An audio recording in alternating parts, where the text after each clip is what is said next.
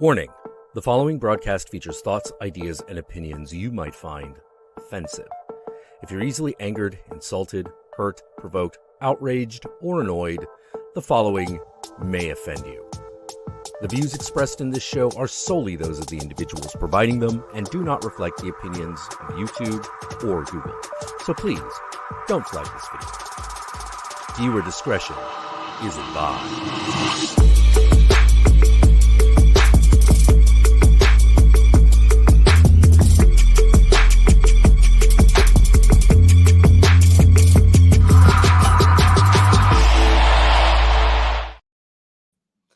Hey gang! Hi! Hello! Hi! Welcome! Welcome! Hey friends! Hello! Daniel, Marielle, Alicia, Norms, Summer, everybody's here. Welcome guys to all the girlies. All the girlies, yep. Yeah. Episode 69. Yeah, weird. You may hear the 69 jokes. It's so funny. Hey, Captain Astro. Hello. I always think when everyone has a name that has Astro in it, I'm like, that's my family. I really do feel that way. The astronaut cinematic universe. Yeah. I'm like, wait, what ship are you on? I used to do that all the time. I used to always joke that I was an astronaut in videos, and people, I get to comments being like, wait, is she actually? If they come to this live, they hear me talk for 30 seconds. Oh no, yep. I'm not. So funny. Too funny. Well, welcome guys. Welcome to another Does This Offend You? I don't see anybody new, but just in case, this is a live show that we do. We alternate our channels every month. Imagine if I just stop right there. That's it. It's a live show. It's a live show. We talk about like horror movies, disturbing movies, thriller movies, and we nitpick the potentially offensive, controversial, triggering topics. And we do what we do, a deep dive. We do a bunch of reaches, and yeah. And the name is just a clever name. We're not usually offended before anybody. Yes. It's just a clever name to dive into the taboo nature of these films that we don't normally. And yeah, it's all about reaching and all about spoilers. Yes. Yeah. Lots of spoilers and lots of trigger warnings. I mean, today, what do we? I don't think it's. Actually, I mean, there is like a theme. Yeah. I was like, what do you mean? And then I'm like, wait a minute. Yes. But that's the nature of these films. So, well, not these films, but more so how we talk about them, how we reach. Yeah. So usually a general content warning for this show. I mean, I guess this evening in particular, I think Alicia kind of mentioned it here. Predatory relationships between adults and minors. So that's our main content warning for today. Yes. And sorry if you hear Daisy in the background. I can wailing. I'm sorry, Daisy. She's so upset. Oh, I can see. She's up now. Let's see, yeah. Oh. The ears. Yep. Trying so much to absorb information. She was napping like this whole evening. I was like, she's just gonna sleep through it. No, she's not. But yeah, hopefully that answered your question. Sorry, sorry. There is a theme. Kind of. I mean, I feel like every episode we kind of tried to do a theme, whether it works or not is. I think it always works because we're always reaching, and then we watch these back to back. It makes it so easy to reach. But I had the same question. A couple of people asked me. They're like, wait, so what is the theme? And I'm like, well, people, I mean, spoiler alert, we're doing spoilers, but people in someone's basement is like older adults with children in the basement. Yeah. You know what I mean? Sure. That's just the first one. But it's like a very, revenge story, generational. Absolutely. Karma, maybe not karma. Revenge. I guess kind of. Yeah, I mean, we'll get into it. I'm like, what is the karma? What did Freddy's dishing out karma? That's so fucked up. This is the real theme of every episode. Yeah, it's reaching. Uh-huh. You got it. It's a good reach. Okay, I guess. Oh, because we could do polls now. Should I do like a poll? Oh yes, let's do a poll. For what? Yeah, which we start with. While you're doing that, Captain Astro, I liked your little story. I wish I had a better one. I would say I'm like a little bit of an Astro cowboy. Got on the wrong ship, going to the wrong place, stuck there. That kind of astronaut, if you know what I mean. Ma actually had a good reason for taking the adults. Yes. Well, yeah. Yeah. I guess it is kind of opposite. But we will get to that. We will get to that. Yeah, so if you guys want to vote. Yeah, which one do you guys want to start with? Oh, there we go. If I open it, I can actually see it. Okay. Oh, okay. Should I? Maybe I'll. Which one do I want to start with? I think I know which one I want to start with. Oh, it's 50-50. Oh my god. Oh no, it's 50-50. Okay. Well, now we know. I know which one. Yeah, I know which one you voted for now. Hey, I might not have been last. What are we gonna do? Somebody else can vote. I can't vote. Is it already done or no? Oh, it's still going. Oh no, it just won't let me. Yeah. I thought it was done. There's more than 6 of you here. Yeah, come on. I've been told you're not meant to call out lurkers. I can't see who votes in the poll. I could just see how many. So come on, we just need one extra person. Just click. They're probably maybe watching it on TV or something, and you can't click it. Oh, true. Click it with your mind. I don't know what's wrong. I don't have a coin. We got 7. Oh wait, we got 1. Oh, fuck! Who did that? Who did that? The Planet Express sounds a lot more fun than getting chest bursted. I think I might be the alien. I think that might be the issue, Astro. Daisy bark once for mine. Yeah. Twice for Elm Street. That's Daisy, funny. which one should we start with? Now you're silent. Such a sweet animal. Oh my god. Yeah, so now she's got her back turned to me. She's not interested anymore. You weren't going to talk to me before. You can't. Yeah. Can't ask me questions now. Anyone else? Come on, guys. One more. I know one of you got it in you to vote. I know one of you. One of you can do it. I'll be looking up like a coin flip simulator so I can. Daisy feels pressured. Yeah. Oh, come on. Come on, guys. Coin flip. No, okay. They're not having it. Wait. Oh, 9. Oh, voting and unvoting? How did that happen? Okay, now we're 9. Okay, I see Ma. It started and then it stopped. You should try and stop the poll now. Oh, did it just disappear? Did you just delete it? I ended it. Oh, okay. Oh, there we go. Now it's popped up. Okay. Cool. Okay. Well, we'll take it while we can. Yep. Stopping now, and it's gonna be Ma. All right, cool. All right, guys. All righty. Let's start with Ma. All right. So Ma is directed by Tate Taylor and came out in 2019. Mm-hmm. It feels like such a long time ago. So the movie follows Maggie, who has just moved to town with her mom. Maggie finds a new group of friends, and they invite her to go out drinking. They're trying to get adults to buy the alcohol for them, and they finally get a winner with Ma, who buys them drinks, and she starts to insist that they drink in her basement under like the guise of like partying safely, and she'd rather know where they are. But so fucking weird. It is fucking weird. So very, very soon after this starts, her hospitality turns predatory and terrifying as she starts manipulating the kids to get revenge for the bullying and harassment she received as a teenager herself. Yep. That's yeah. Yeah, it's a weird. Well, I mean, the nature of Ma, everyone knows this, but it's a very strangely put together film. There's no real flow to it. It's very erratic. It's very back and forth, which kind of can be explained by some of the stuff that I looked into with it and with the backstory of the character of Ma. But a lot of people said it was butchered in the edit, and it feels very back and forth. We all knew a Ma. What Did the we? fuck?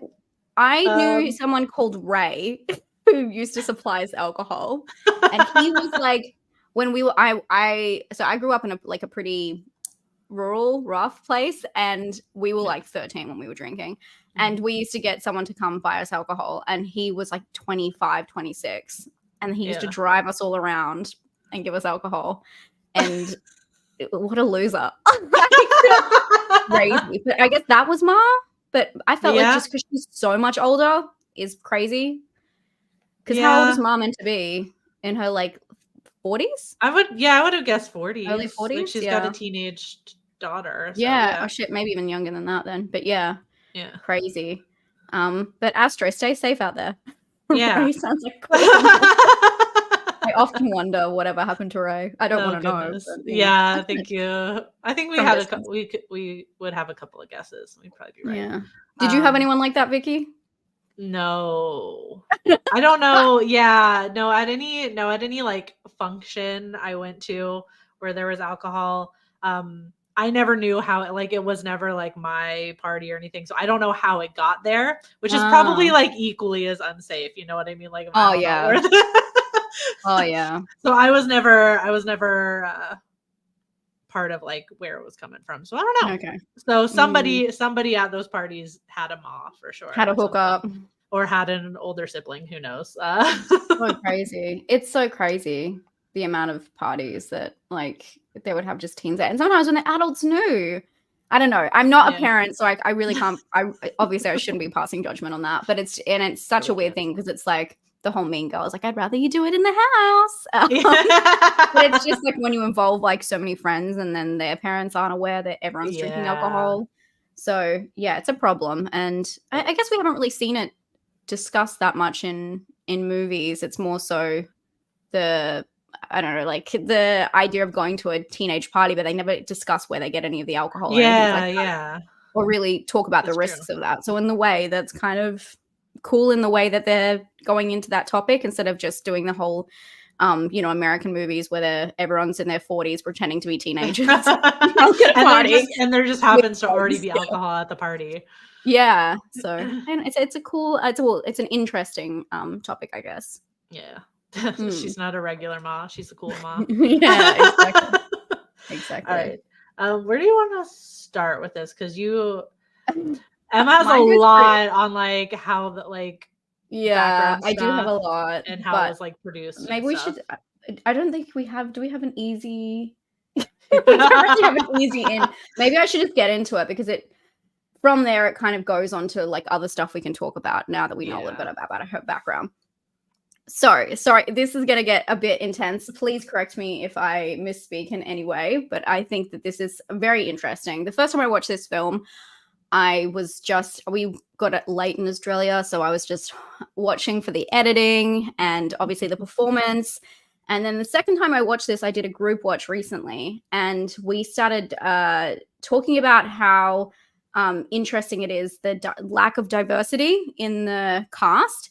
And also there was little parts that happened within the film that I was like, wait, are they meant to be talking about racism and how this is affecting Ma? And then it's because of the edit, it's so clunky and strange. And she has a strange interaction with, sorry, I'm going all over my notes now, but she has a strange interaction with, what's the kid's name? I think it starts with D. Daryl or something like that. Darrell. Okay. Yes, Darrell. Is that in it? I can't. Oh yeah, there it is, Darrell. And she kind of like, this is one of the younger kids who is Black. Everyone else is white, and she kind of gives him a weird interaction. And I'm like, did something happen there or didn't it? And then, spoiler alert, the last scene of the film where she's like sewing everyone's mouth shut, she's doing all this horrendous stuff to them. She paints his face white. And says the quote, sorry, they've only got room for one of us. I was like, this is so crazy with everything we learn about Ma in the film, about how she was taunted, harassed, basically sexually harassed. I don't know. I don't know how to explain like what kind of happened to her, because she, we say this in a way that's not so intense. She is coerced, I guess, into going and giving someone, doing a sexual act with someone, and then everyone is like outside watching. And again, back in the day for these flashbacks, she is the only Black person we see, and it's all white kids. And so it feels like so intense, and it's really interesting having these little moments. And so we were talking about this when we were watching it as a group watch, and I was like, who the fuck wrote this film? And then of course it's Tate Taylor, who's actually in the film. He is one of the cops who comes to the door.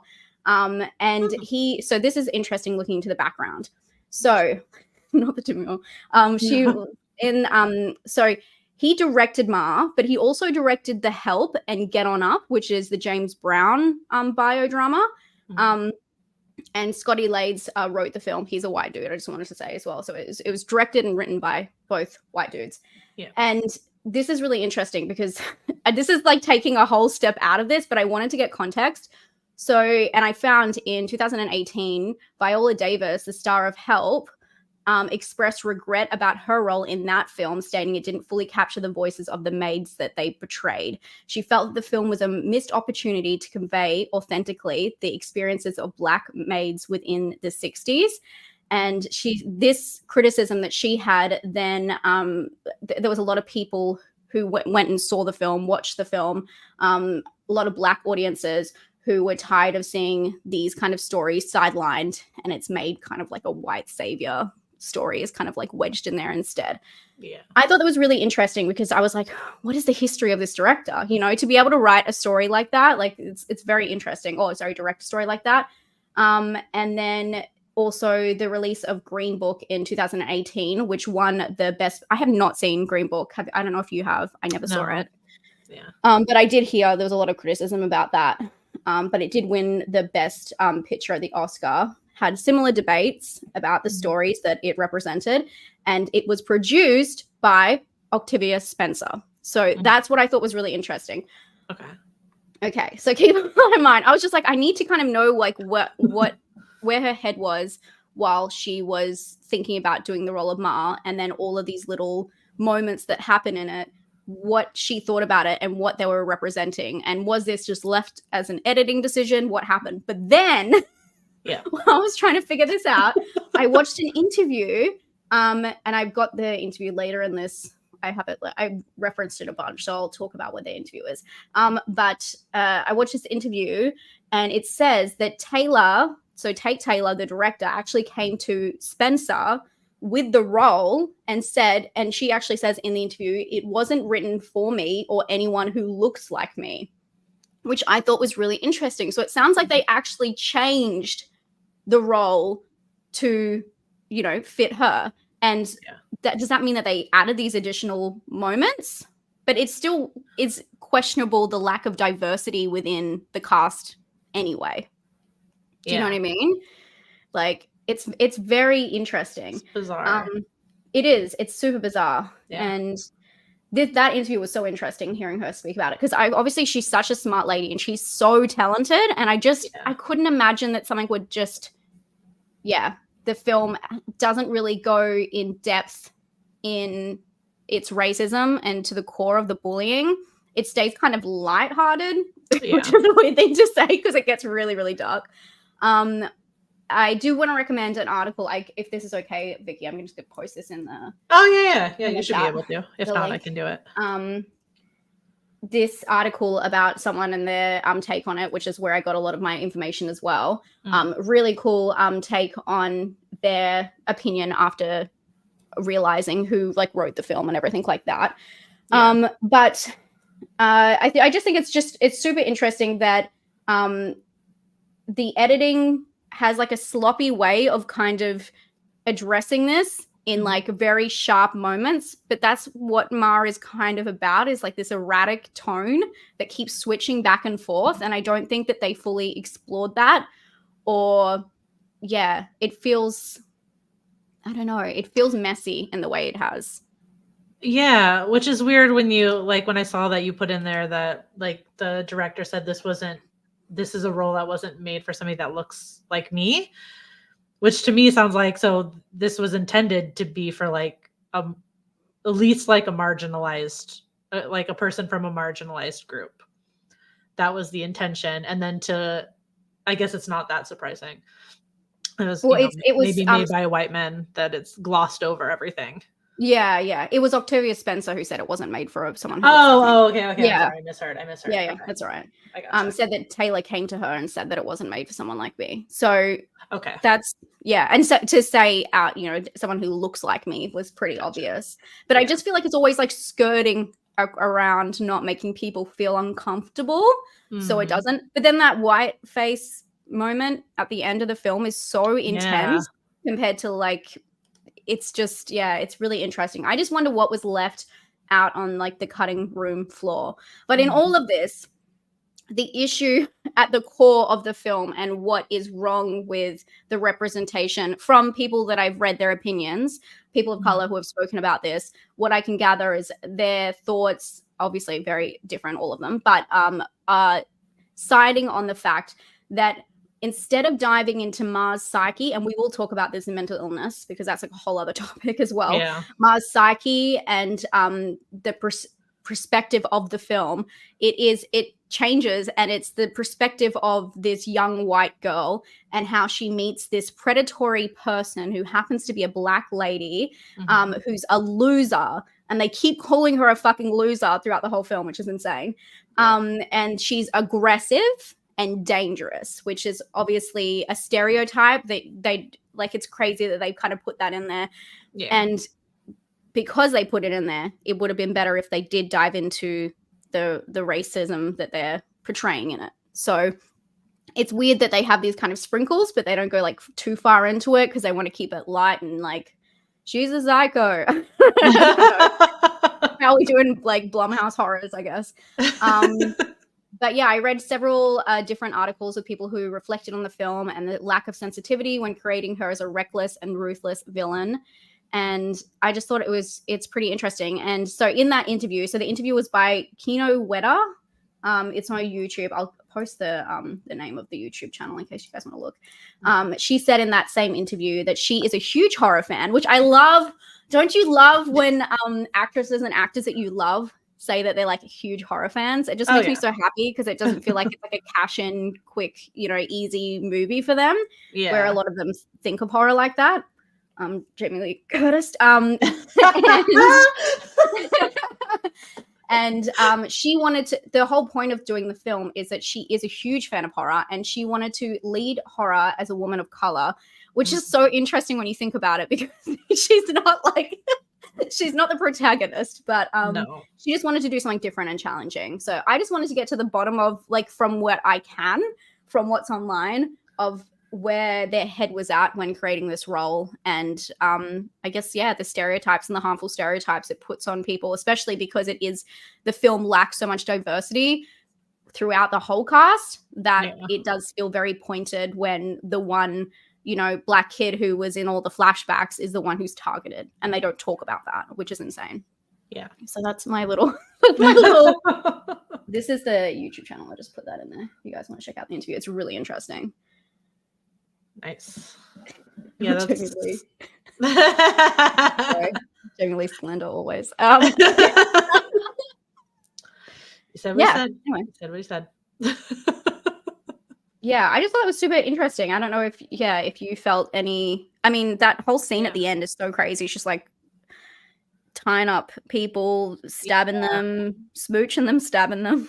Yeah, I think it's just I mean, you already mentioned that it's all over the place. Just like tonally, it doesn't fit with the rest of it. Like if the rest of the movie was darker and went into those themes, like that might have maybe made a bit more sense, or it wouldn't have been as crazy.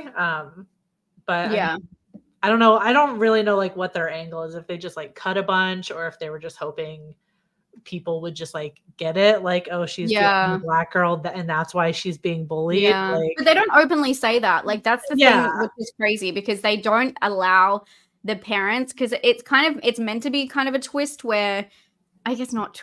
It's pretty obvious to anyone who watches a horror movie what's happening, but it's meant to be kind of a twist where especially the mum of Maggie, is that her name? The main chick? The mum of her, she's meant to be like the cool chick, and then you realize like even she's done wrongs, and obviously the main guy who was like the perpetrator of it all, you think that he's just worried about his son, and then he really like switches on her and calls her a loser. You've always been a loser. He like invites her out for a drink and stuff. Yeah. And it's like, just say what you fucking mean. Like, they're making it seem like they aren't like these racist people. And it's just, I don't know. I don't know if that's like, it would be better if they put more in or like focused on that in one scene. I don't know.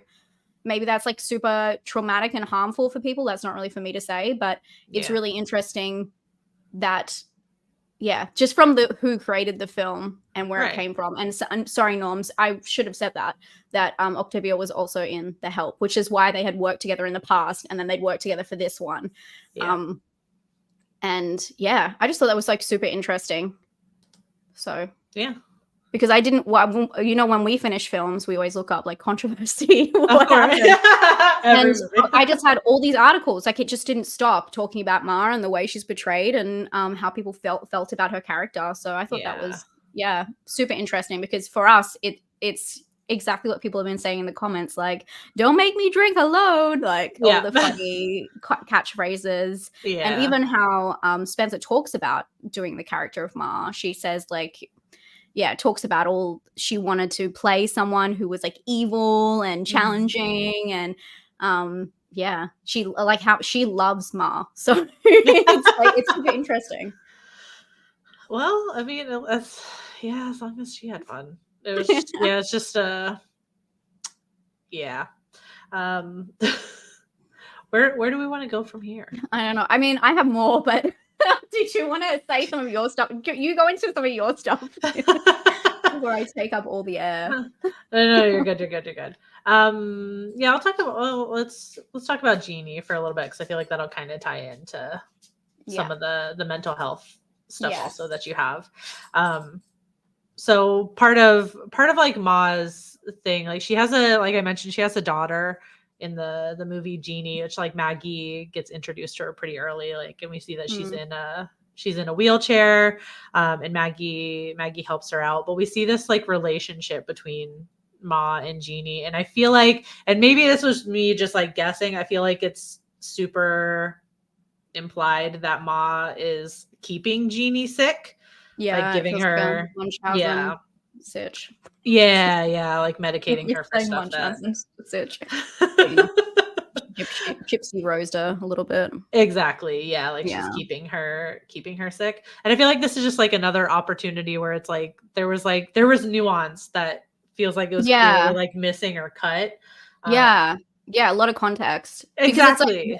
Like, I could understand if they fleshed it out and it was like she was protecting her. Yeah. But she's seen being really cold to her. And the fact, it's kind of like a twist that she's been in the house the whole fucking time too. Like, right. Yeah. Yeah. Because you're not really sure the connection right away. Because like I said, when Maggie meets her, it's at school. We don't see her with Ma until like the middle of the movie or past the middle of the movie. But I feel like the potential meanings for it is lost. Like you mentioned, like it could have been like a reaction to Ma's own trauma. Like if they had gone into like nuances of it, like she's trying to keep Jeannie sick so she doesn't have to go to school as much. And therefore there's not as many opportunities for her to potentially get bullied like she was. Or it's, I don't know if they maybe just added it as like an extra crazy thing that Ma is also doing. She's got all of these disorders that not only is she like preying on these other kids, she's preying on her own kids. I don't know, like she's really reckless. Exactly. I have no idea. I feel like it's just glossed over, but it's, I don't know. Like, how did you interpret? No, I felt the same. I was like, I remember being like, oh my God, twist. I totally forgot that whole part of it when I but I hadn't watched it in years. But yeah, it was just like the whole thing. It's just the whole film is known for being so erratic and just switching up all the time. And I love stalker films, but this film, there is no slow progression at all. Yeah. And so they just keep throwing stuff and going, oh, she's crazy. Like, look at what she did now. What's Ma doing now? What else do we not know about Ma? Yeah. So I definitely felt that. Did you want me to talk about I'll get into the mental ill stuff since we're talking about this anyway. Yeah. So this is like, because obviously I went into that whole background and I was like, so what the heck? Like the same interview I thought was really interesting where she does talk about the character. So obviously Sue-Ann, who is Ma, by the way. Sorry, I've just been calling her Ma the whole time. Yeah. So it's actually really cute. Spencer says in this interview, she talks about how people call her Ma, and she's like, the interviewer asks her like, oh, so do you think of her as Sue-Ann or Ma? And she goes, I'll call her Sue-Ann, but the young people can call her Ma. Which is so cute. It's like a term of endearment. It's like saying mother. Yeah. Which I thought was so funny. That's so really Sue-Ann kind of represents, sadly, the bully turns bully kind of stereotype where it's like, or like that, that whole circle of someone who gets bullied turns into the bully. But the film downplays a lot of sexual abuse that happens to Sue-Ann, the harassment, and no one takes responsibility. No one takes responsibility in this film. I feel like Toni Collette. No one takes responsibility for what they do. And at the end of the day, she's still the outcast loser. Even though this is full circle in some regards, it's not like she's the cool bully now. She's always been the outcast loser. Again, when she meets up with the father, who's the cop, he tells her to her face, you're still a loser. After years of reflection about everything that they did to her, it's just so cruel. It's so cruel. So in that same interview, that YouTube interview that I linked, she said it was her job, this is really interesting, her job to show Sue-Ann's humanity and bumps and all, she says. Her bumps and all, which I thought was really... Because I wonder if this was left on the cutting room floor because we only see the bumps. We don't see all of her at all. We don't get any background knowledge of how she feels. Again, the perspective, the POV are only in flashbacks. We don't get to walk in her shoes in any other way than she is bad at her job. She's always getting yelled at. She's awful to her daughter. We only see that. She's creeping around children. She's just wants approval. We don't get to see any of, like, if we had some balance and we just got to see some kindness from her or something that she enjoyed doing, like, it just all of it was toxic coming from her, which again, showing her, like, the way that she's portrayed is really interesting. Because in the same interview, she talks about Sue-Ann and how much research she did for her certain disorder. She says that she knows what the disorder is, but they never say what it is. But she said she went and she watched documentaries, she did reading, and she really wanted to capture it. And she said that Sue-Ann is rested in her mental trauma because of what she's experienced and trapped in a time that she's outgrown. So there is a lot, when you think about the way she talks about it, there is a lot of background information and research and everything put into the character. She had a say on what she wore, how her hair was, all to do with being trapped in the 80s and her, like, she's being stunted basically emotionally because of what happened to her. And so that's why her hair, everyone makes fun of her bowl cut, her hair, like what clothes she wears and everything like that. And the music she plays in her basement, it's all got to do with her, like, trying to relive these high school experiences and redo them. So it is like really in depth for a movie that feels so erratic and crazy and like all over the place. There was a lot of thought put into it. That's what gets me, because I'm like, there's these moments where you're like, what is going on? She's Munchausen now? Like, there's all this stuff. And it would have been really interesting if they named what mentally is going on with her, because obviously there is some kind of title to that, but she didn't say it. She said it from a particular disorder, but she didn't mention what.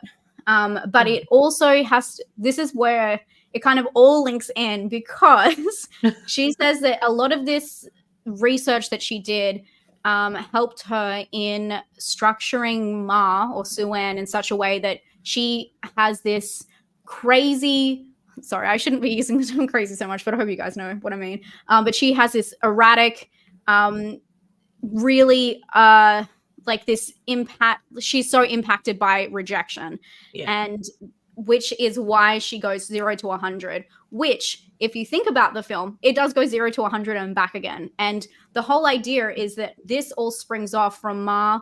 Finally, this is, Spencer said it was called like the belle of the ball. She finally got to be the belle of the ball, and then that was taken away from her. So it's all got to do with her reaction to rejection.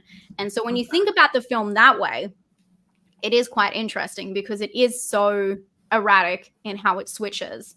And it could be mimicking her emotions and how she's so erratic, because I saw a lot of interviews where they talked about how she slowly turns into, gets creepy. I'm like, no, she started creepy. Yeah. And then she goes through periods where she's normal, and then someone says something to her and she snaps. And it's all about being erratic. So yeah, thanks, Astro. I just want to be careful. I know people get offended when I throw around the term crazy. Don't worry, guys. I'm crazy. I'm mentally ill too. Okay. So I don't mean it in a bad way. But yeah, I just thought it was really interesting hearing the backstory of Ma, because it does feel so slapped together, and she's such a good actress, but it does feel very slapped together. And again, I put that down to editing, because there's just no slow kind of reveal or flow of the film. It's just, and the perspective is really strange, because why are we seeing it from the perspective of this girl who really doesn't have much to do with how it all comes together? I don't know, for me. I guess maybe just because of her mom, but we don't, that's not like fully confirmed, or nothing happens with that like really till towards the end. Anyway. Well, I guess that can be linked into when we talk about Nightmare on Elm Street. It's the same kind of thing where it's like the daughter and they're kind of linked in. The mums know more than they let on or whatever. But yeah, I just think Ma would have been better through a different perspective, even through Ma's perspective. That would have been really interesting. Especially if they slowly like had Ma like at night goes into a room that, it cuts the next day. And then you realize that she's had the daughter in the house the whole time, like later in the film, and she's been seeing her and you just haven't seen that part or something like that. Or you see her loneliness and then her like offering kids to come over, and I don't know. I just think that she's so much more interesting than any other character in that film, and we have so many more questions about her. 100%. So I just wanted more context around any of that.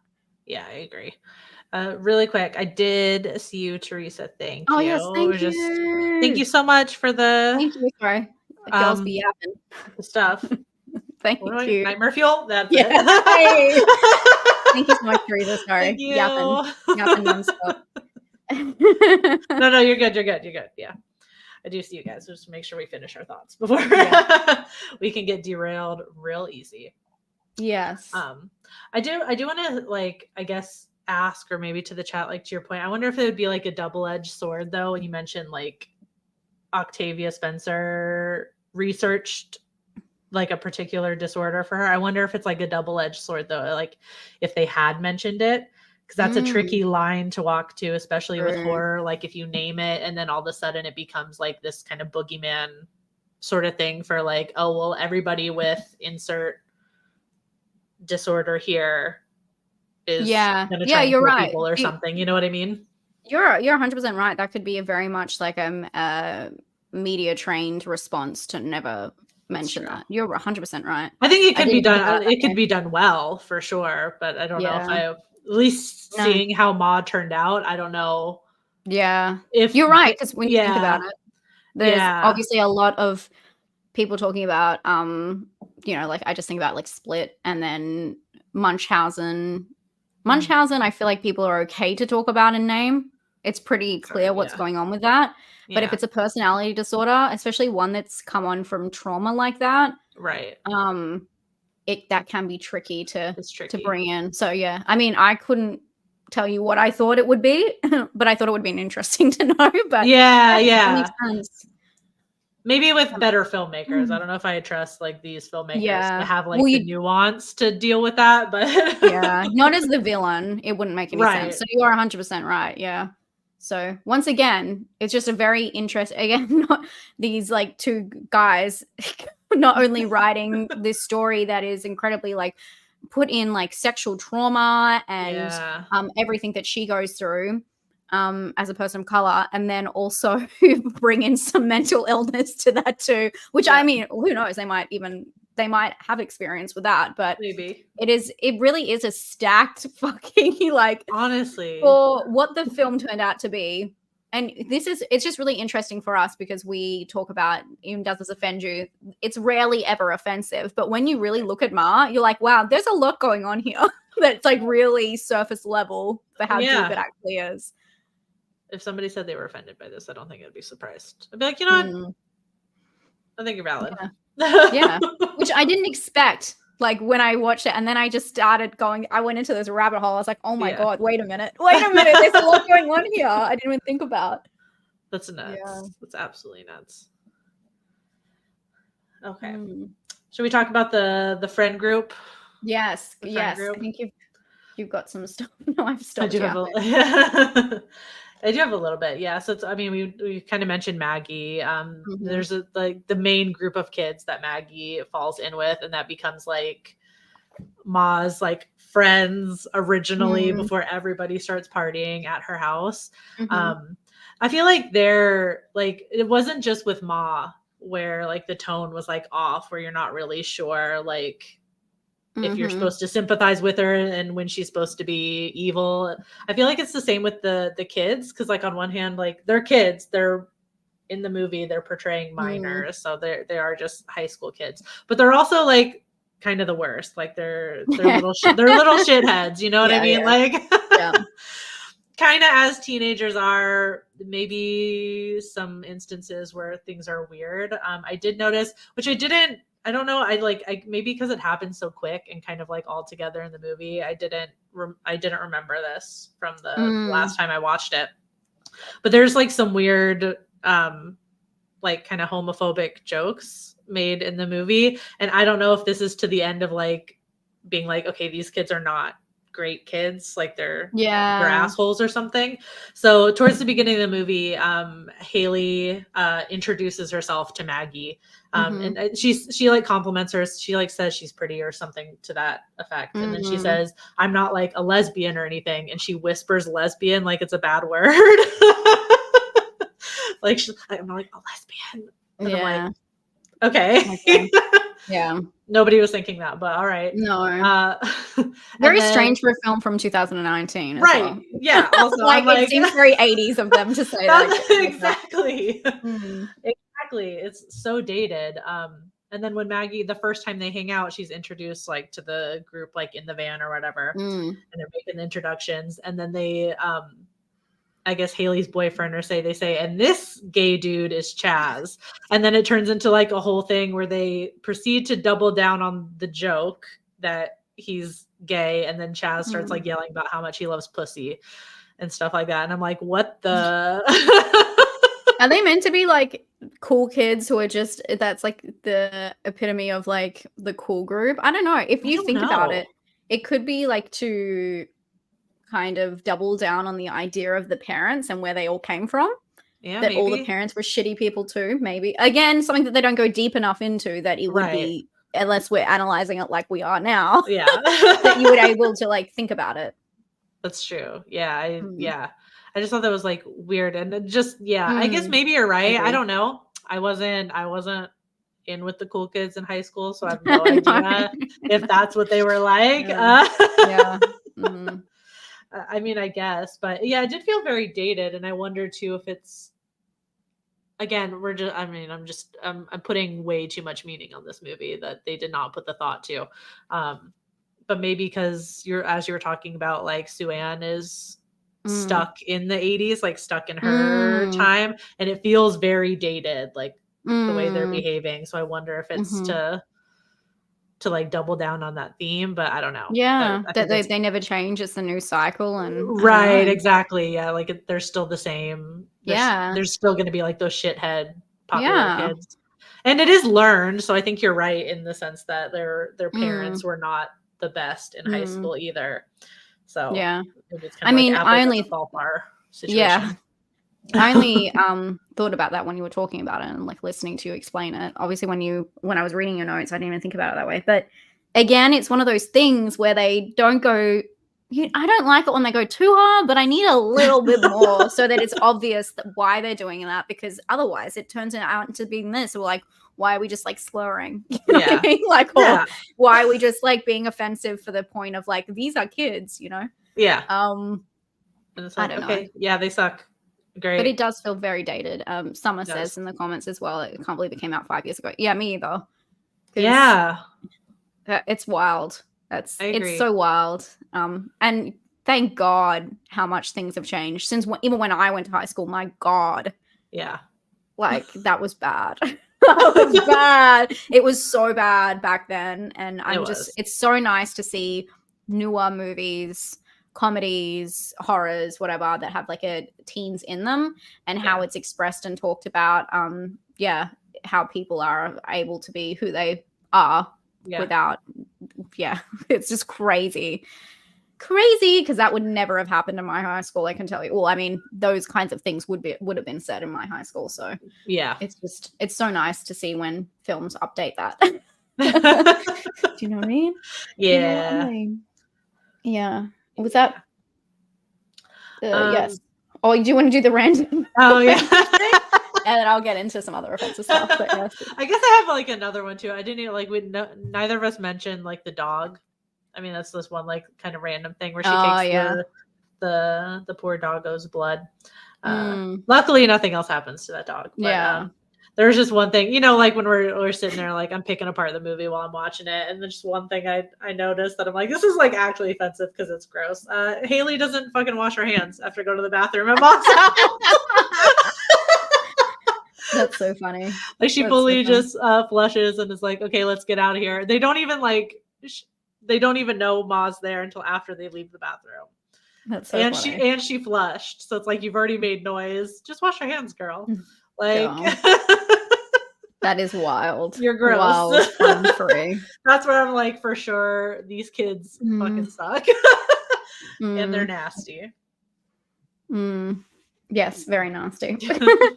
I thought that was so funny. Okay, I have one last thing that I do want to talk about. And you guys I saw a lot of people talking about the whole gun and strip moment. That definitely was the first red flag. But there are some other things that were really strange in this film. I do think that is very weird, where she says strip and she has a gun. I don't know if it's the Australian in me, but if anyone had a gun in their basement, I would not be there. But like the fact that she tells a kid to strip and then 5 seconds afterwards, she's like, just joking. And the kid's like, you got me, Ma. What the fuck? That would be, if someone holds a gun at you and tells you to get naked in front of a room of people, that's literally trauma for like the next 50 years, like down packed. Like that is insane that he got over that. Thank God he's a bonehead, you know what I mean? Like, I guess, yeah. Oh my God, it's so crazy. Anyway, so on top of that, I do want to touch on the part that I felt like that crossed the line, but something else really crossed the line for me, which is when she makes out with Andy. I thought it was so weird that they showed that, because the film, like we keep talking about, it hints at things. It goes there, but then it doesn't go there. And this really went there and went beyond. Like they showed a close up. They could have just showed them smooching or like the suggestion of it, but they showed like a little, like it was crazy. And so I had to look into this because I was like, why is this so alarming to me? And the actor who plays Andy, although he was probably meant to be like 16, 17, I don't know, 16 probably, in high school. He was 19 at the time of the scene, which is insane to make out with a grown woman. Especially in a film that they're about to sew up their mouths and like we got other stuff. Why do we have to play on again the sexual element of it? obviously this is going back to the trauma that happened to her and what happened to her in the flashbacks, but it's not connected. It's not, I guess it's not focused on in the same way. Oh, hey, Des. I hope you're liking your films. Yeah, thank you so much. You got the most wild double feature. I know. Today. I really I can't wait to see what you think of. I think you'll like Alien 100%, but I'm really curious to see what you think about Longlegs. I'm so curious. Thank you so much, Des. Thanks, Des. Yeah, so where was I? Yeah, it's just a strange dynamic because again, there's so much that they could have focused on and made this film about. The Munchausen, the kids bullying and her trauma, which they kind of do, but then they spread it out between all these things. But then also the way that she's like lusting over this one kid, which is strange because then she stabs him. But anyway. Yeah. But luckily when we see the flashback of the young Sue-Ann, we don't see anything. That's in a black room. And I was like, thank God, because you could hear what was about to happen. I'm so glad they didn't show that, but I do think it was really interesting that they chose to show a full like make-out scene. Again, Spencer in that interview did say that, I think it was in that interview or another one, she said that one of her first concerns in when she's filming like intense scenes was making sure her co-stars felt safe during any, but she was talking about gruesome scenes. But I assume she did the same thing in the kiss scene. But I just thought it had to be talked about because you don't really see that very often. You really don't. Yeah. There's lines people often cross in horror movies. Killing the pet dog is very much, very normal. But having a little sexual encounter with a younger person isn't always there. Not since the 80s, but wild. And it just makes no sense because it's like, it's set up like he's doing it to distract her, kind of like, and then she's just like, no, I don't believe it, and then stabs him. I'm like, so what did we do that for? It was just a very strange moment that I was literally jaw dropped, like, what? Fucking gross, man. Fucking gross. It was okay. That's my thoughts on that. Honestly, you got everything? I think so. I think so. So in that case, were you offended by Ma? No, I actually really like Ma. I like it. I think it's a very interesting film, especially when we break it down that way. I think that a lot of it was butchered in the edit, and if someone got their hands onto the raw material, they could make a really good even short or like mid film where it's like like a medium film. But I just really love the portrayal of, I know after saying all of that, it's not the point of view I think is wrong, but I like the portrayal of Ma. I just like Spencer. I think she's a fantastic actress, and it was really fun to see her in a horror movie, and I'd like to see her again in a horror movie, maybe as a different role. But I like the idea behind it. Again, Blumhouse, so sometimes they don't get it right. Sometimes.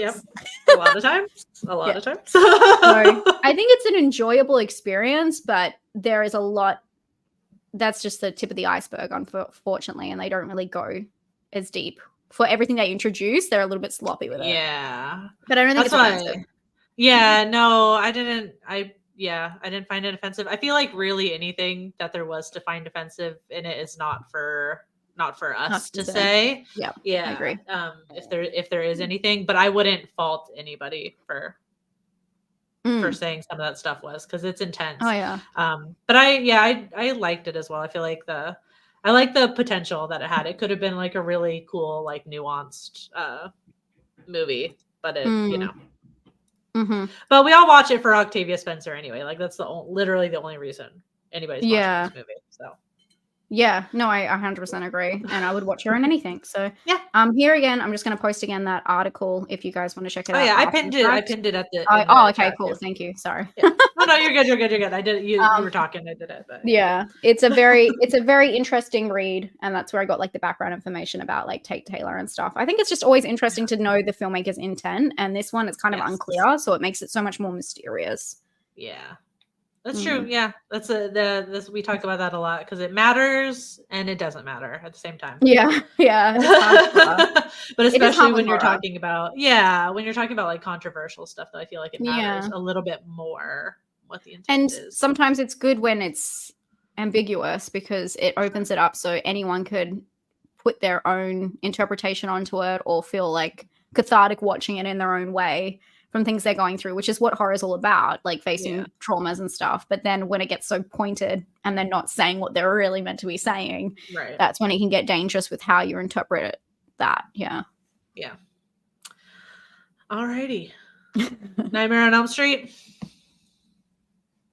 Yeah, let's go. Let's go. It was such a different watch after that. I was like, this is an easy watch. After that, Many times. moving on to a much deeper, more complex movie. All right. I really hope you're being sarcastic. I'm just gonna short summary here. I feel like most of us probably are familiar with Nightmare on Elm Street. If not, that's okay too. But it's directed by Wes Craven, came out in 1984. We're following Nancy and her friends who are plagued with dreams about this horribly burned man with knives for fingers. The dreams get increasingly intense. Their kids are losing sleep. And eventually they start dying in their dreams, and that is reflected in real life. So Nancy sets out to stop the man who she finds out from her mother is Freddy Krueger, a child murderer that the parents, including Nancy's own parents, killed a long time ago. And he is back for revenge, which we'll get into. What that actually means. Yeah. Yeah, and I think you guys all know what happens. Freddy Krueger is a household name. So don't think we need to go too much into that, but where do we want to start? Yeah, that's a hard one. What have you got to start with? I mean, I got some stuff on when it came out in theaters. Yeah, let's start with that. I think that's a good idea. And we probably, for any of you that have been watching Does This Offend You for a while, we probably talked about this when we covered Silent Night, Deadly Night. To some extent, but A Nightmare on Elm Street opened the same time as Silent Night, Deadly Night.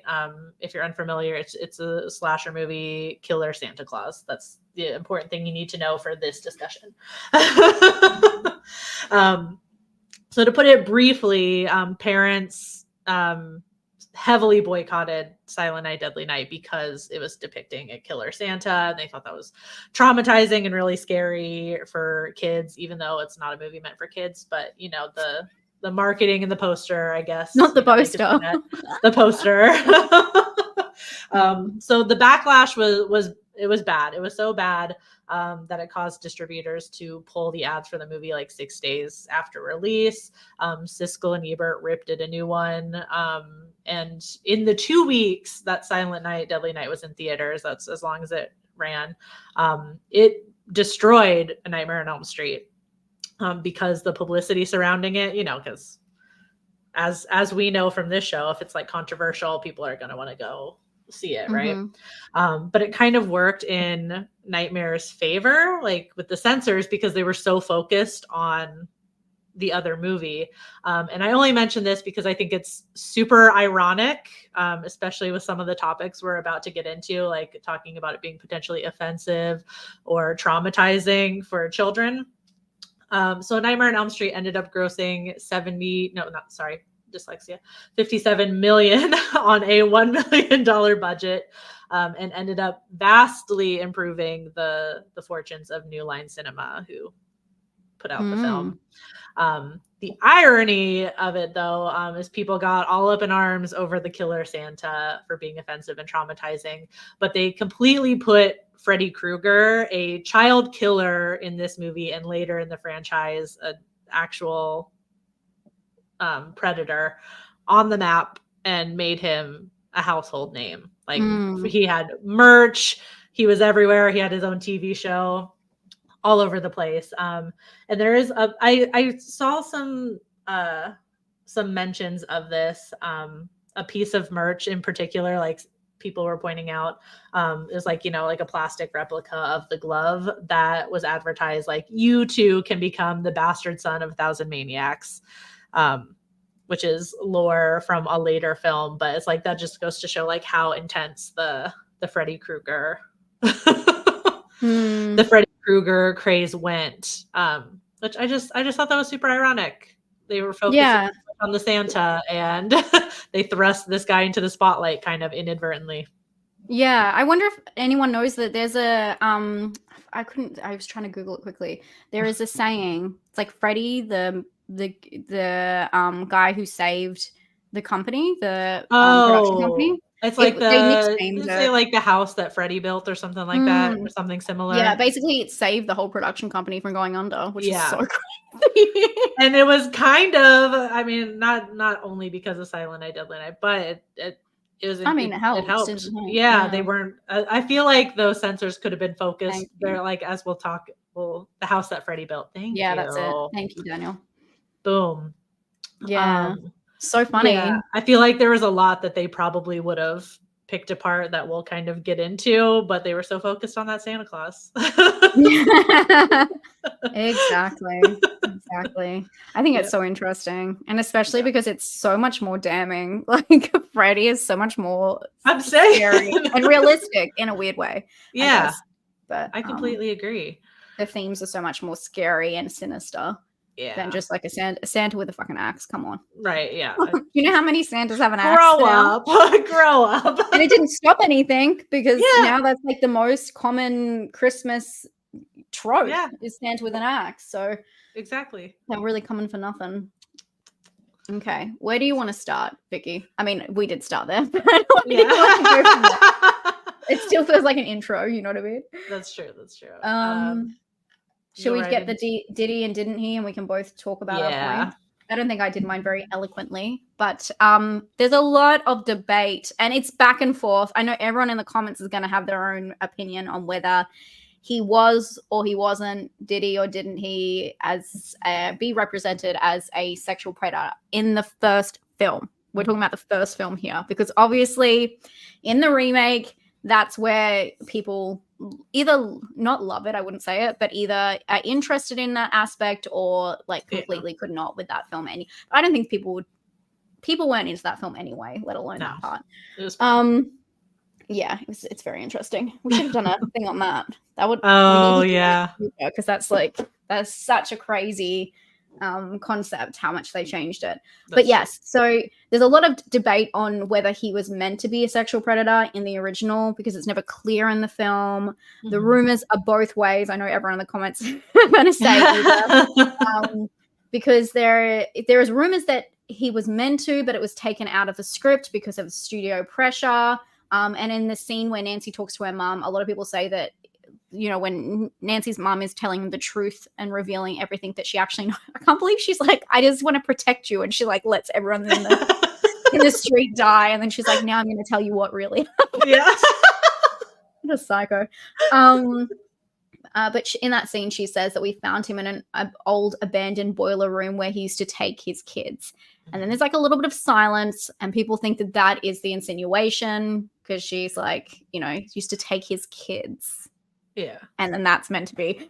And then she also calls him a filthy child murderer.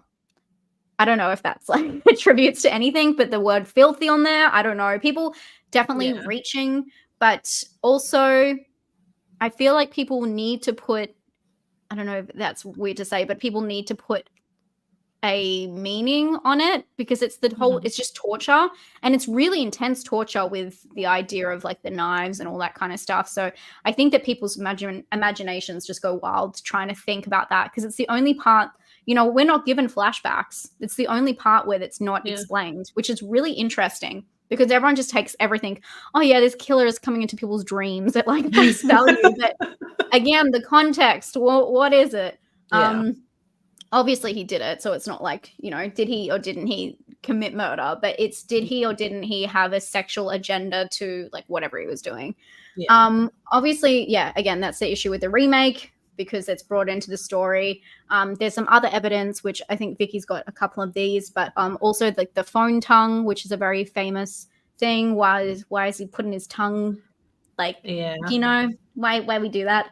But yeah, it's up to whatever you guys think in the comments, whether you think that's reaching or not, because it's back and forth. A lot of people say it's in the original script. It wasn't. A lot of people say Wes Craven said it was, and some people said he didn't. And yeah. It's all over. If only he was around now, that someone could ask him fucking point blank. He could have come on Does This Offend You and answered for us. I'm sure he would have. Yeah. That'd be cool. Thank you, Wilson. Thank you so much, Wilson. Thank you. Original Elm Street is okay, but that ending was terrible. Ma was just meh. Was I offended? Yes, by the mediocrity. That's funny. You missed it, Wilson. I know, yeah, you missed the whole Ma discussion. That's okay. So you have some stuff on the Yes. You have some more evidence. Yeah, some evidence. I did look into it. Like, you can't find like you were talking about, it's like back and forth that like it was in the script, it wasn't in the script, it was taken out, blah blah blah blah blah. And if it like me trying to look, I couldn't find like really any direct quotes that like confirmed or denied anything. I did just want to add on, because I found some people like talking about it that referenced a specific trial that made them take it out. I think the timeline's a little iffy, but I saw some articles like reference the McMartin family trial, which was like kind of like Satanic Panic era. It was like a preschool in California. And the owners were charged with hundreds of acts of sexual abuse of children in their care. But the accusations started in 1983 and the trial started in 1984, which is the same year Nightmare on Elm Street came out. So I feel like the timeline's a little close for that kind of to be true. It could still be plausible, I suppose, because there are still some, I guess, like some scenes that people cite for it. So I mean, I guess so. I don't know. I feel like it's cutting a little close. I don't know about that. But just to add to some of like your evidence, like you mentioned the phone tongue, and he's like, "I'm your boyfriend now." There's also that scene with Nancy in the bathtub, and you see, I don't know. I didn't think of that. Reaches up between her legs. I'm like, it's the sexual. Yeah. It's kind of giving the booty shot in Texas Chainsaw Massacre. Like, why are we sexualizing the victims? Exactly. And she's a minor also, so that's like, oof.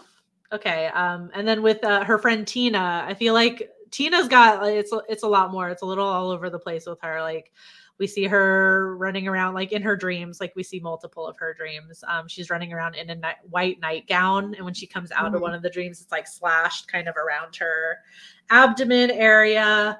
And in one of her other dreams, she's running around in a button up with no pants on. And her death leaves her like covered in blood on white sheets, which if I was making a reach could symbolize like loss of virginity, that sort of thing. And her nightgown and the shirt she's wearing are both white in her dreams as well. So I mean, just to do a bit of a reach, I feel like it could be there. Yeah, it could be there. Yeah, it's hard to say without more evidence, but obviously in later films different things come out, and Wilson, thank you, Wilson. I promise, I appreciate it so much. You don't have to super chat every time you really don't. I appreciate it so much. A group of parents formed a mob and burned a dude alive. They say he's a child murderer, which is bad, but to do Freddy like that. I don't know if he's a child murderer. I don't know about you, Wilson, but if someone murdered my child, I don't care. I would not. I'm sorry. I'll put that on record. I'm not having children. I'm fine. Like, I can say this. It's never gonna happen. If they show up burnt, I'm sorry. I feel like this is evidence for later. I don't know. Yeah. And it was a repeated thing. It wasn't like he did it to one kid. It just like, and they said, it wasn't Wilson. You're missing the whole point, because he was taken to court. They say it. The judge got rich, and the lawyers got, or whatever their whole quote is. And he got off. So they did try and take the justice route, but it didn't really quite work out. They tried to do the legal thing. Yeah. So you know, at the end of the day, you gotta burn someone, you gotta burn someone. You gotta take, yeah, you know. Oh, You sure. And gotta, it was a lot of victims, like Captain yeah, Astro mentioned. She said it's like over 20 yeah, kids or something. That's a lot of. yeah. Even if it was just murder, it's still that's a lot of bad. Like, Mhm. Yeah. I don't know. Justified? Probably. So or I yeah, don't think maybe. I mean, we're not that's what I officially think. endorsing it, but maybe. No, no. Well, yeah. Yeah, I don't want to talk about the remake, but like it's Yeah, just yeah, totally put into a different light where it's it like, is is. he or isn't he kind of thing in terms of even that. So Yeah. it's very interesting how they, yeah, he was always the killer. And there's no question about him if he's a killer, the way we see him. Like he's a psycho. Yes, very He's a strange literal man. monster. Yeah. Yeah, yes. He's never seen as anything else, really. No. Cool. Do we want to talk about, I guess we've already done that. Okay, cool. We got the where am I? Sorry. We have the alcoholism. That's my next one. Let's talk about the alcoholism. Yeah. So I mean, this is a very obvious thing, but I think it's really interesting when we're talking about especially with Ma and the trauma that she had, but then also in this film, we don't know that the parents know what's going on. And Right. what is interesting, rewatching this film through the lens of them knowing, every scene, they're either drinking alcohol or like smoking cigarettes. Everyone in the whole town. Of course, Yeah. it could be, you know, it's of its time. You know, substance abuse, especially in the suburbs, is pretty high, and they're very, yeah. But Yeah. there's a lot of theories about this, about how all the parents are alcoholics, which I think this is a really interesting theory to try and numb or like black out what happened to them as kids. And Nancy's mom, there is no question that she is an alcoholic. When she tells Nancy the story, she's like cradling a bottle of like hard liquor. Yeah. And then later she like goes to bed and she's still like holding it in another scene throughout the whole film. And I think I actually really, I don't want to say but I think it's a really good addition to the film where it's showing how someone's able to deal with it, even in a toxic trait. It's giving more context to the situation and it's not so on the nose, which I thought was really interesting. It's only something that you like if you pick up. Yeah. So there's a whole theory behind that. I just thought that was really interesting, seeing everybody in the town. And once you see it, you realize everyone's just down in beers everywhere, trying to deal with everything that just happened. So it's very interesting. Yeah. No, I completely agree. That I mean, it kind of goes to my last little bits where they kind of go to both movies. Like a theme we've kind of been dancing around and talking about is like the sins of the parents coming back to haunt the children, which in A Nightmare on Elm Street is just how you just portrayed it. Like they're all like drinking and smoking and doing all this stuff to try and, well, you could make the reach to try and, you know, deal with or not deal with what they did or what they experienced. And it makes them kind of like absent parents as well. Like not only do we see them doing this, but they're absent in this movie. Like a lot of 80s slashers, that's a big theme anyway. But not only that, like Nancy's parents are divorced as well, so she's living with her mom who is an alcoholic and not really there. Her dad's not really there. Kind of similar-ish with Ma. Like part of her, I guess, kind of motivation is Maggie and Andy, whose parents were key in her harassment in high school. Maggie's mom isn't really there either. She, you know, she's busy working and, you know, setting everything up. So part of the reason, I guess, like maybe you could say these kids get into this situation is because their parents aren't there, which is kind of like ironic given like if they had just, you know, they're trying to protect their kids. Yeah. And then they end up in the path of this predator because they're not there. But weirdly, I feel like in both movies, like they're like life is already giving the parents a hard time. So if you were to take the theme of this episode is like if it being about revenge or something, you know, like Ma's getting revenge for her trauma, Freddy's getting revenge for being burned. I feel like life is kind of come to get these parents a little bit, like, you know, with Nancy's parents being divorced, her mom being an alcoholic. Maggie's mom, she talks about has to move back to town because of like a divorce from what she makes out to seem like a shitty guy. And she has to work at a casino. We see customers being like assholes to her and stuff like that. So it kind of seems like if karma were a thing, it's already kind of there. Yeah. And then you have this other more intense thing on top of it that's like, and I'm going to double down on. Yeah. Yeah, 100%. What's really interesting as well with what you were talking about with the structure of the family is that both of these films are from the perspective of a daughter who's basically being raised by a mother who, and then also such a weird thing, but like they're both really promoted as a villain story. Yeah. Like name, you know, either that it was in the name, you know what I mean? Like it's the face of the film is the villain, but it's from the perspective of this kind of final girl, which is, I think it's just interesting. Yeah. It's about them being at home in the suburbs and their family's like secrets kind of coming back to them. And it's not really even presented in that way, but that's, if you look at it on page, that's like on paper, that's like what it actually is. Yeah. But instead it's this is what happened in the past and how that comes back to get you. So they're actually quite similar when you reach like we do. Yeah. Yeah. You can make a connection between any film. Yeah, you really can. And now I feel like these films are exactly the same. Yeah. Turns out they're actually super related. Interesting. Yes, very good. Very well said, Vicky. Thank you. Yeah, I didn't have much on Nightmare on Elm Street. It's just so straightforward. Me neither. It is, yeah. I was like, I didn't find that as offensive. Oh, yeah, no. Yeah, I guess that's the question to ask. But yeah, wait. There we go. Yes, I am not offended. I really like if it was the big three. I always put Freddy first. Freddy's the most interesting to me by far.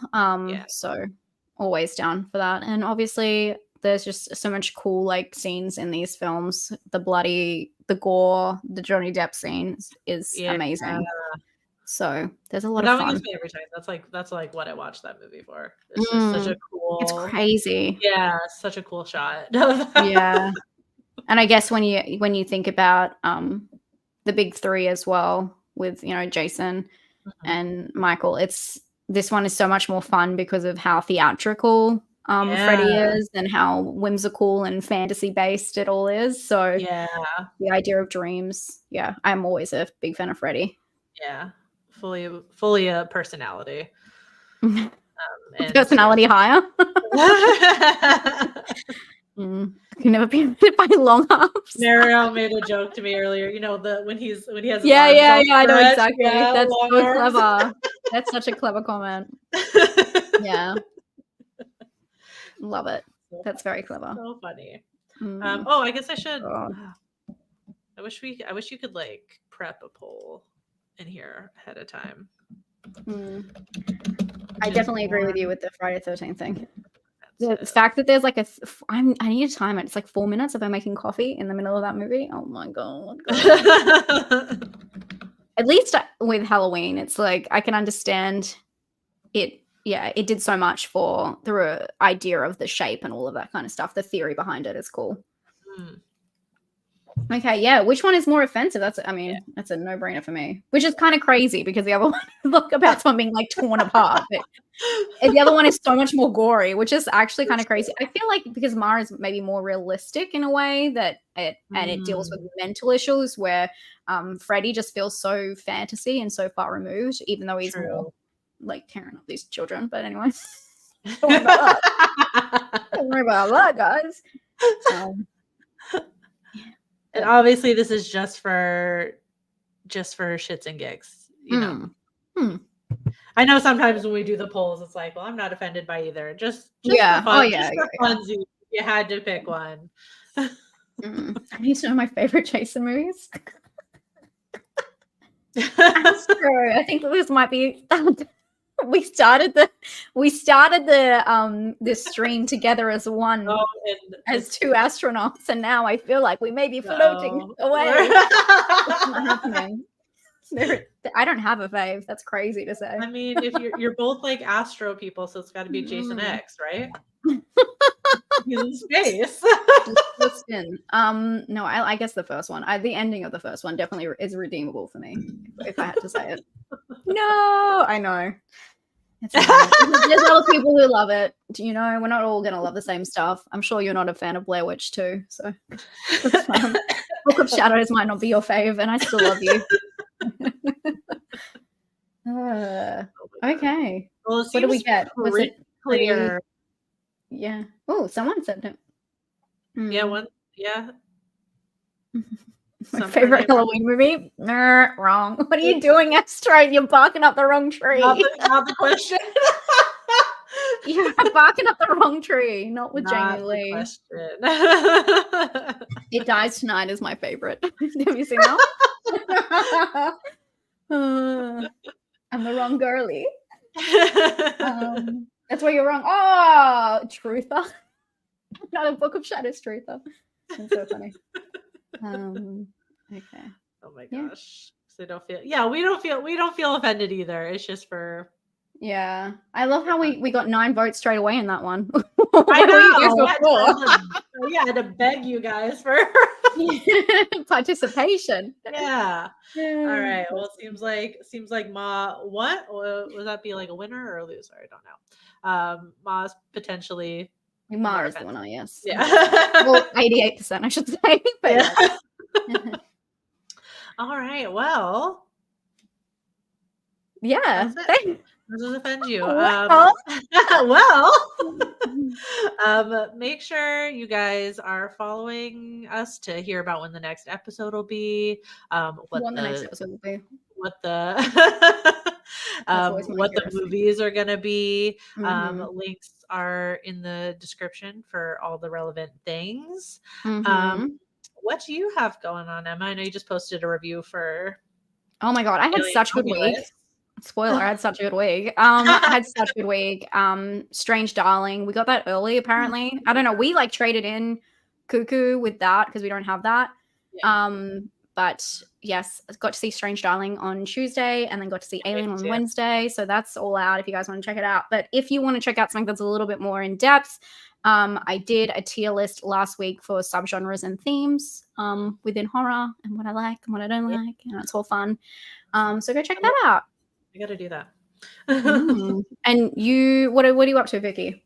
I'll have like a deep divey review of Alien Romulus on Sunday after more people have seen it. I have thoughts and feelings.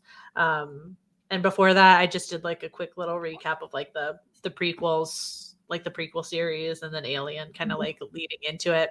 And then next week, I'm gonna do like a little ranking of Oz Perkins movies. Now that Longlegs has been out, he doesn't have that many movies, but I love talking about his movies. But that's good because that can be more in depth. Yeah, exactly. Yeah, and they're all so different. Yeah, Gretel and Hansel's better be high. I know it will be for you. Well, there's only 4, so I mean, like, it's. There's only one way to see. Oh, what about Legally Blonde? There's only one way to see. That's how I know him. Yeah, I should have included. You need to put it a little bit of that. Acting roles, yeah. Oh crap! I just like looked him up. Did you guys know he was in Nope? Well, I didn't even recognize him. He has a name in it too. Oh, well, fuck! I'm gonna have to rewatch And I've seen that film so many times. He must be just an extra and maybe you know what? No, I know where he is. I think he's in the first scene where that not the first scene, but the scene where they're at the studio doing the where Kiki Palmer comes in. Yeah, they're in. Okay. That makes sense. I think he's like the director or something like that. That makes sense. Actually, now I think about it. But yes, he's in so many things as an actor. Yeah, okay. Anyway, sorry. No, you're good. He's very interesting. He's a very cool guy, I think. The interviews and stuff I've seen him in. Love him. Yeah. We love a Nepo baby. Yeah, we do. There's some I'll forgive, and Oz Perkins is one of them. Oh yeah. Yeah. When we started. Okay. I forgive. Alrighty. Thank you. Really quick, Wilson. Maybe Elm Street. I think we've done they them. Them. Yeah, we did. We've done they them.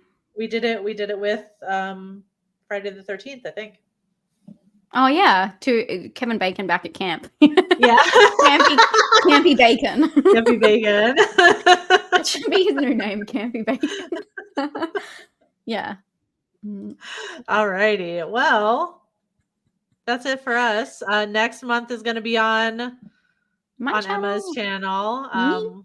And if you're part of either of our Patreons, you'll get a little sneaky peek. Super interesting thing we do afterward, where we just Google a bunch and decide in silence, and figure out what we're gonna do. Watch out for that video. The next stream. Thank you guys for watching, and we'll see you guys soon. Thanks, guys. Bye. Bye. I didn't press the button.